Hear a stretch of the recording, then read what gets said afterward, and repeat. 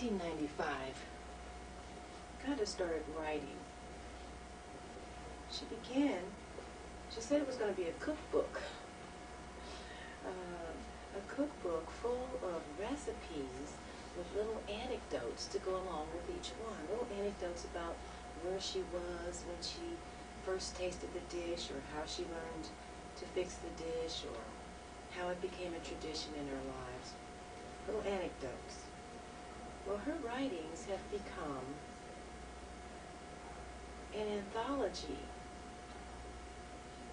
of her life and our lives. It's wonderful. Throughout the summer, she'd call me up sometime and say, "Come on over, I'm working on a story. I want to read it to you, get your input, see how you like it."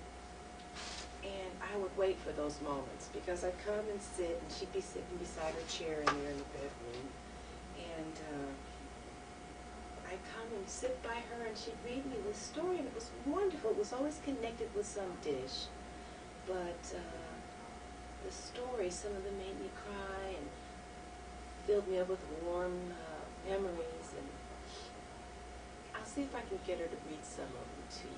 She's the only one that can really do justice in the reading of them, because she just, it's her touch. So maybe I can get her to read some of them for us. They're delightful. Ghanda! The red light's on. Good. Well, good morning. On a cold January day, leading up to the weekend, which is a Groundhog Day weekend, Tally and Connie are here, and Tanya's going to drive down for Groundhog Day. But Tally wanted me to put a story or two on tape so you could have it to listen to as you like, whenever you like. Tally told you that I began to write stories, and what I realized was that so many of our stories centered around food. We're a family that enjoys food, we enjoy cooking together, we enjoy eating together, and so many of our family favorites then have been around family gatherings and foods that we like. What I realized was that I had to organize the information, and as I've done that, I began with stories from my own childhood related to food, then my young adult years, my early years of marriage, stories of food when my children were small children, stories related to food when my children became teenagers, and later on then became adults, and ending then with the way we do Christmas and Thanksgiving now, as we are all adults and we prepare for those meals together as adults do.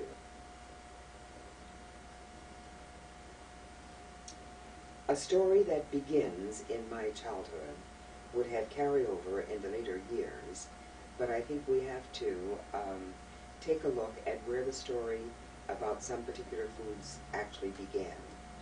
This is the notebook that I have, and I'm certainly not finished with what we're doing, but we're off to a good start. In the first section, related to my own childhood, I would first like to read you the story of Chicken a la King, which is one of our favorites at this time. Every time I want to please Flan, Tally's husband, I will cook Chicken a la King and biscuits, but Chicken a la King has a history. Chicken a la King. Which day do I remember the best? The day I didn't have a birthday party, or the day that I did? The day I didn't have a birthday party, I remember many details. The day that I did have a birthday party, I remember only chicken a la king. We were poor. I didn't realize it at the time, as everyone in my neighborhood was poor, and we were better off than many of them. I never left my neighborhood, and levels of poverty were my world. When I was 10, I learned that in other families, birthdays were acknowledged, and on 2 occasions, my friends actually had birthday parties. I decided that I wanted a birthday party. My oldest sister, Margaret, had moved back home with her 3 children. Big Mama was in Hopkinsville, recuperating from gallbladder surgery for several months. When I asked my sister Margaret if I could have a birthday party on the following Saturday, she explained that we did not have the money for a party. I didn't like that answer. I thought about it hard. It dawned on me that if I invited people, and they were coming, that a party would materialize somehow. At school the next day, I told my friends they were invited to my birthday party on Saturday afternoon at 4 p.m. And then I forgot it. Saturday afternoon, I was outside playing with my brother Nelson and the kids on the block. When I was kicking the ball for our game of kickball, I looked up and saw 3 girls from my class coming down my street. They looked so pretty in Sunday dresses and Sunday shoes. For a moment, I only thought how pretty they were. Then it hit me. They had been invited to my birthday party, and they were coming. I dropped the ball, ran to my house, up the steps of the 2nd floor, and called frantically for my sister Margaret. I found her as she was mopping our kitchen. I blabbered out that 3 girls were coming down the street to my birthday party, which I had told them I was having. They're here, they're here. Can I have a birthday party? She was quiet. Then she placed her hands on my shoulders and said calmly, "You cannot have a birthday party. Now, you go into the other room, and I will meet them when they come." I was smashed. They were about to find out about me. I looked at me in the mirror and was aghast at what I saw. I was grubby from playing. My hair was in yesterday's braids. I knew that I could never see them again. I knew all was finished for me for the rest of my life. I wept for me. I wept for my destiny. I wept for my place in this world. Things seemed awfully quiet. I'd heard my friends come up the steps. Then I heard them go down the steps. And then nothing. From the open window, I could hear my neighborhood friends still kicking the ball, still running the bases, and still screaming as someone made home base. My sister Margaret called me. I went to that awful room where my classmates had been turned away. My sister was again calm. There had been no volcanic eruptions. There was none now. I sat down where she told me to. She sat next to me. She said, "I'm so sorry we could not have a birthday party for you, and I realized how important that was for you. Perhaps another birthday we could do it. Let me see what we have." She opened her little purse and emptied it out onto the table. We counted 12 cents. She said, 12 cents? What can we do? Would you like to go to the bakery and see what you can find for your birthday? My soul came back to life. I was jubilant. I had 12 cents and could go to the bakery and spend it all. I laughed in gratitude and left her with the 12 cents safely in my closed hand. I ran down the steps, called to my kickball friends, and invited them to go to the bakery with me to select 12 cents worth of baked goodies. We all walked fast and with great anticipation to the Klosterman Bakery around the corner. With great excitement, I told the lady it was my birthday, and I had 12 cents. I remember her smiles to me and my kickball buddies. She had a few apple turnovers, a few Danish with red and yellow centers, and scattered cookies on large baking sheets on shelves behind the glassed-in showcases. She leaned nearer and told us confidentially that they were near closing, were not open on Sundays, and that she had to clear out the cases for a fresh start on Monday morning. She said, "Since it's your birthday, I think I could give you a lot for 12 cents. She went through each case and reached for the scattered delicacies remaining with each collection, and she asked, "How about these?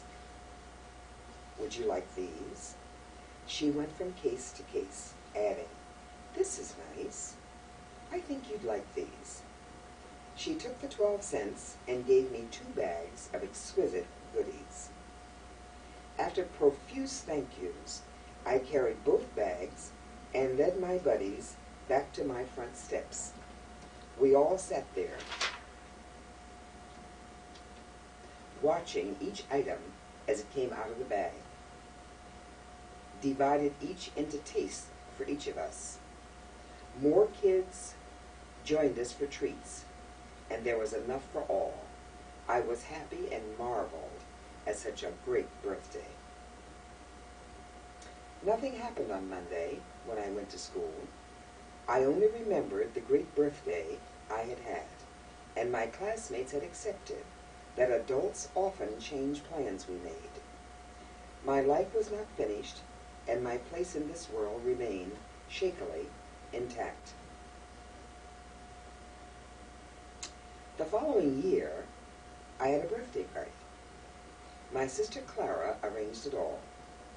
All I had to do was invite several classmates and the girls my age from the kickball group. She prepared chicken a la king in bakery pastry shells. I was clean and dressed as the other girls were, and I opened gifts of various talcum powders. I will always remember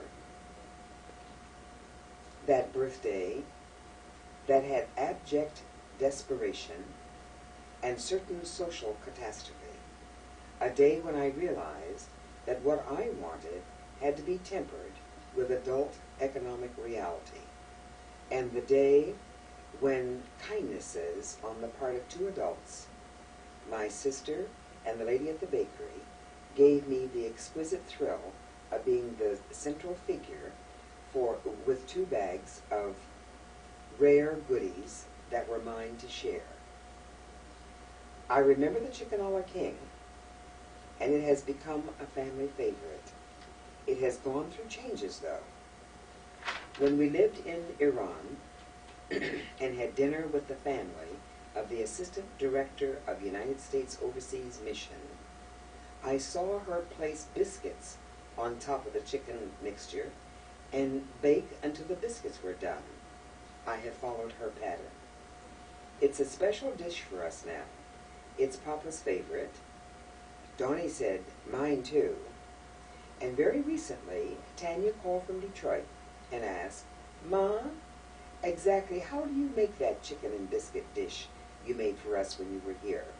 She was going to make it for her little family. I now keep good canned biscuits in my refrigerator just for chicken and biscuits, our chicken a la king.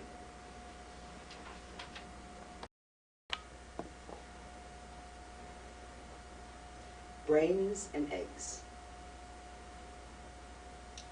Big Mama was raised on a farm in Hopkinsville, Kentucky. It was a farm that produced cattle, corn, and tobacco. It was a large farm, and often an extra family or extra men worked for my grandfather. The women of the family planted the gardens, fed the pigs, raised the chickens, and made the butter from milk from the cows, who were milked by the women early mornings and just before supper. It was customary for the men to go into the fields in the cooler early morning hours and have a small snack before they left, which would consist of leftover biscuits with butter and preserves, or leftover cornbread mixed into cold buttermilk. The women made sure there were sufficient amounts of these so the men could eat well before leaving. The women completed the house chores and garden chores and began to prepare the large hot meal served about 11:30. There was no refrigeration except for an underground ice house. They would have cut ice from the frozen pond in the winter and stacked it underground between layers of straw. There was only a small rise above ground with a small door that opened to steps leading to the underground, stacked ice which provided ice for lemonade, iced tea, and ice cream in the summer. Fresh meats could keep a short while after a pig or cow was slaughtered for the family. Salt was used to cure pork sides, for flavoring string beans, greens, cabbage, etc. The smokehouse was used for curing hams, bacon, for use all year. So the women would go to the garden, to the salt barrel or smokehouse, and prepare the big hot lunch. The buttermilk was used to make cornbread and biscuits. Fresh milk was hung into the underground well to keep it fresh and cold. The women joined the men in going to town on Saturday, where they could take their eggs and butter, milk and garden products to the farm products distribution for sale. With cash, they could purchase flour, cornmeal, yard goods, and various threads for sewing and crocheting and yarn for knitting. On long winter evenings, the women worked together on quilts, which they prized for their beauty and warmth. Everyone came for the midday meal. The men came from the fields and were welcomed by the loaded table and sideboards of hot food. The women had made a fire in the huge iron stove in the kitchen. These stoves had a surface that would cook 6 iron pots at one time. They had a large oven in the lower section and warmer ovens in the upper level. The stove had 2 water wells on the side, so hot water was available to mix with rainwater from the barrels at different corners of the house. The iron stove retained heat, so the water stayed hot and food could be placed in the upper warmer to stay warm. The men came in for lunch. For a lunch of hot biscuits, sliced tomatoes, cucumbers, onions, fried corn, cabbage or greens, boiled potatoes, fried ham, and most welcome of all was a fresh bucket of ice water from the well. This bucket had a dipper, and each person took a long, refreshing drink of that splendid cold well water from the dipper. At the table, we often had iced tea in glasses. There was always a fruit cobbler for dessert. The women cleared the table, washed the dishes, and reset the table for the next meal. Then a large tablecloth was placed over the whole table, which showed peaks in the centers where the various vinegars and oil bottles were, and along with salt and pepper shakers and containers of preserves and jelly. At the next meal, it was only necessary to lift the cloth and add the food. The house closed down, and everyone rested and slept for several hours during the heat of the day. Around 4 in the afternoon, the men left again to finish tasks in the field, herd the cattle to another grazing field, and bring the milk cows and calves back to the barn for feeding and milking. The women set about to prepare garden foods and fruit for canning the next day, when the fire was made again in the cooking stove. That didn't come out quite right, did it? The women set about to prepare garden foods and fruit for canning the next day, when the fire was made again in the cooking stove. The covering cloth came off the table, and leftovers made the evening meal. The men took long poles and rolled out watermelons from under the house, where they had stayed cool. They sat on the porch and ended the day with watermelon and long stories about the day's happenings, and related these stories of long ago.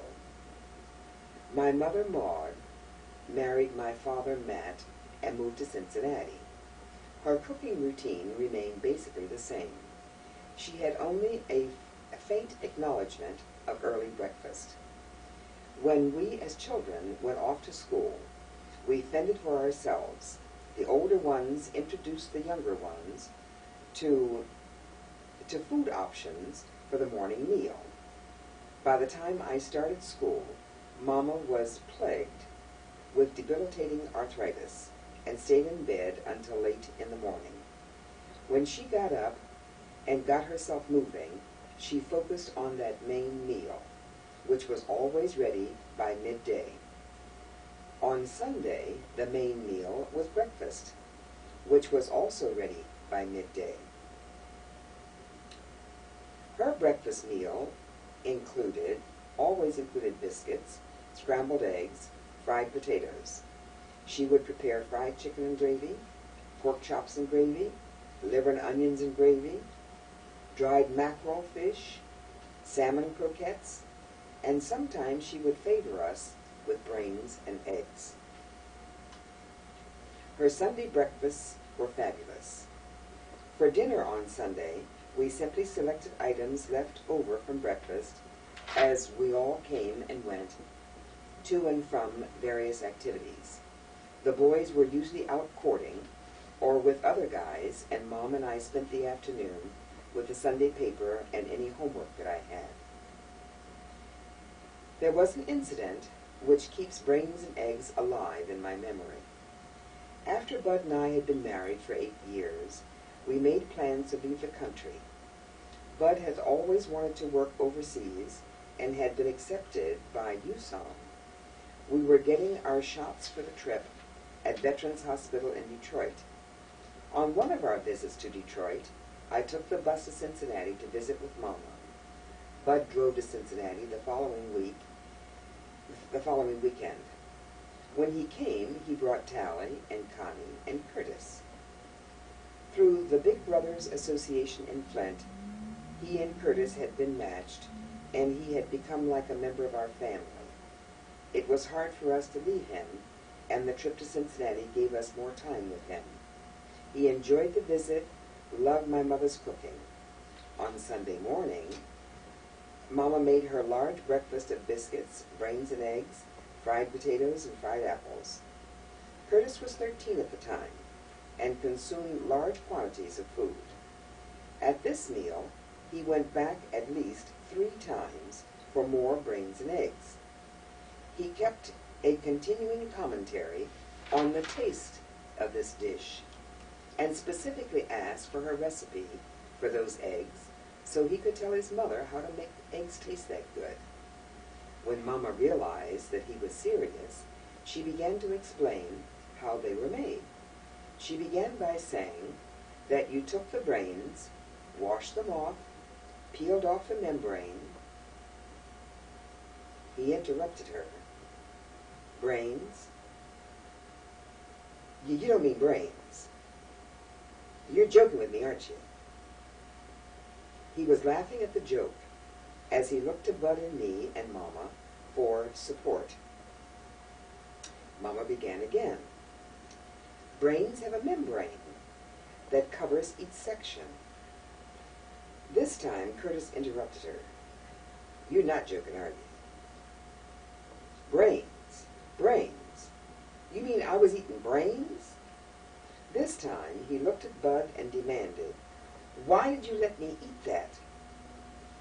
There was panic in his voice by now. You tricked me. We didn't know what to say. Was he serious? He got up, held his mouth, and ran to the bathroom. He was serious. That's as far as I've gotten on this story. And when I finish it, I would like to share with you that several years ago, when Uncle Johnson was extremely ill, Uncle Nelson and Aunt Clara and I spent a lot of time with him. And we talked about some of the foods that we would have as we were children at Big Mama's house. And Uncle Nelson was the food scout. And each week,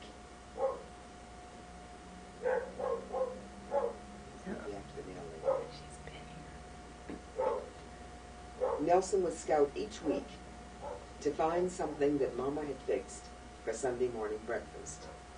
And one of the things he found was brains. And we were able to fix Johnson brains and eggs, biscuits, fried potatoes and fried apples. Those were good days for all of us.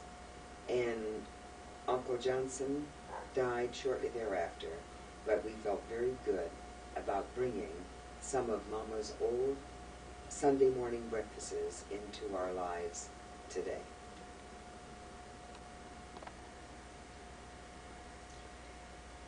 When I was a child, I ate as a child. I was raised as the youngest child in a large family. All 5 of my brothers often were at the table at any dinner meal. My oldest brother, Jesse, was the model for the 4 other boys. He always had an income. He was respected on the street and was often generous to us as a family. He loved to shop for food and often came home with shopping bags from his trips to the meat market. He would present each package to Mama and show us all the fine cuts of meat. Sliced cold cuts, sliced cheese, etc. As he was the oldest and really flamboyant, we all tried to be like him. He was the manager of the filling station on our corner, and Mama called there when dinner was ready. Matt, Johnson, William, and Nelson came to dinner when Mama called Jesse. It became a pattern that when Jesse got to the house, he would call me to him. He would turn his back and take his wad of tobacco out of his mouth and close his hand over the wad. His tobacco wad was in one hand and a nickel was in the other. By the time he turned around, and he made great flourishes with his hand, and finally presented 2 closed hands, fingers down to me, and I was to choose which hand I wanted. It took great thought. I would finally smack one hand, and sometimes I got the nickel, and sometimes I got the warm, wet, sticky wad of chewed tobacco. Either way, it produced loud acclaim from the family, and this signaled that it was time to sit down and eat. While I often had to find a place to put that warm, mashed gook and wash it off my hands. The boys had a thinly veiled competition to see who could eat the most, and I began to enter the fray by completing my bowl of stew and asking for a refill. When I did, I received compliments directed to me by Jessie. That girl can eat. Look at what she's ready. Look at that. She's ready for another bowl. I beamed. When Jesse finished, he patted his bulging belly and belched very loud and said, "That was good." And of course, the other boys attempted to belch as loudly as he did. I realized that if I sucked my breath in below my voice box and then pushed it out, I could belch too. At first, it was a small noise that I made, but after practice, my belches became quite loud and long. I received nods of approval for my effort and for my successes. It wasn't until I entered the world of school that I learned that belching was frowned upon, and especially by little girls. I guess I choose not to remember the particular occasion, but it must have been a Valentine's Day party or something. But I do remember I was standing when I let out that long belch, and all the children turned around to see who had made that noise, and it seemed to take forever for the teacher to reach me. And when she did, she told me sternly that people with good manners didn't make that noise, and certainly little girls didn't. I was astounded. It was my first confrontation with the differences in values between my home and the larger community. I put two and two together myself and learned to squeeze my behind and let the gas out a little at a time, instead of the loud flatulencies we practice at home. I knew that if belching were not acceptable, farting certainly would not be. It took me a little longer to learn that eating a lot had its own side effects. I was as round as my brothers were. When I cooked for Bud's family, when we first married and lived with Mom and Papa that first summer, I cooked sumptuous meals for them, which were ready when they got home from work. After they thoroughly enjoyed my meals, including cobblers for dessert. After 2 weeks, my mom took me aside and explained that they couldn't eat that way. She told me how delicious the food was, but they preferred a small piece of meat, preferably broiled, a package of frozen vegetables with a patty of butter, and a salad, and small portions of cottage cheese and or applesauce. Each person could have 1 slice of plain bread and nothing after dinner. Wow! How could they eat that way? However, by this time in my life, I had learned that there were differences between what other people did and what we did at home. I learned to prepare meals that way that they were accustomed to. And when I went home to Cincinnati from time to time, I ate and enjoyed greens with fatback, hot cornmeal cakes, platters of fried potatoes and onions, blackberry cobbler, and I was absolutely ready near 10 p.m. when William was going to Big Louie's for hamburgers for an evening snack. Sally?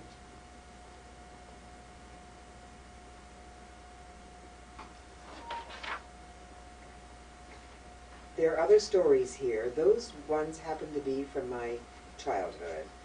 And in another setting, we'll deal with other periods of my life, relating then to food and to meals and recipes.